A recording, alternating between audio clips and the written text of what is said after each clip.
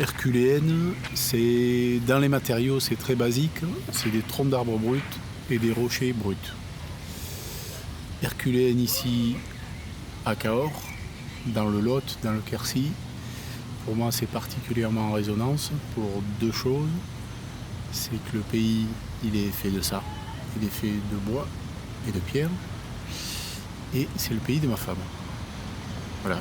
Donc c'est les deux raisons pour lesquelles ça me fait plaisir de faire ce travail ici. Mais c'est surtout que c'est un pays néolithique. Et donc c'est un pays des origines de l'humanité, des origines de la peinture, des origines de la construction, des origines de l'humain. Voilà. Des éléments bruts, des éléments basiques. Et qu'est-ce que je fais avec ces éléments basiques? Quelle forme basique je fais avec des éléments basiques? Et donc je les assemble, je peux les mettre à côté. Là je les ai empilés. J'aurais pu justement les juxtaposer, j'aurais pu les imbriquer. Là c'est empilé parce que il y a aussi cette roche elle est en lit, elle est très horizontale, elle est faite de couches empilées et donc j'ai empilé les couches de pierre. S'il y a une chose qui m'intéresse dans l'art, c'est quand ça devient intemporel. Et je trouve que avec l'art moderne, il y a des choses, tu vois, les cubistes sont revenus aux arts premiers primitifs avec l'intérêt pour l'Afrique. Et je trouve que l'intérêt pour la préhistoire, voilà, je trouve qu'il y a, si tu veux, pour moi, la préhistoire, c'est pas du tout primitif comme on peut le penser.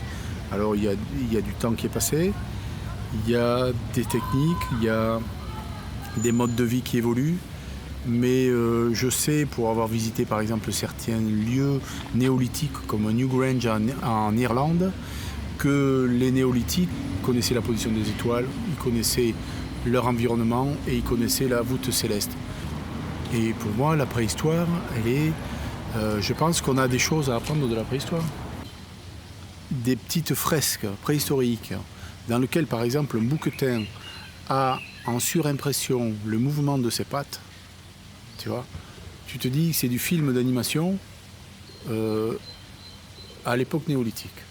Le gars, il a essayé d'imprimer le mouvement, tac, tac. Alors maintenant, avec l'informatique, on le fait bouger. Ils sont tellement aussi en harmonie avec l'endroit où ils sont, que ça, peut-être, on pourrait l'apprendre de leur part. Ils pourraient nous l'enseigner, tu vois, s'ils étaient là. Parce que nous, on est en décalage avec ça. Et là, je pense il faudrait qu'on fasse un peu plus attention justement au mode de vie néolithique, qui est peut-être en fait plus en phase avec notre environnement que ce que nous, on l'est. Et ça, c'est aussi un peu un rappel de ça. Construire, avec ta manière de construire, tu reflètes qui tu es.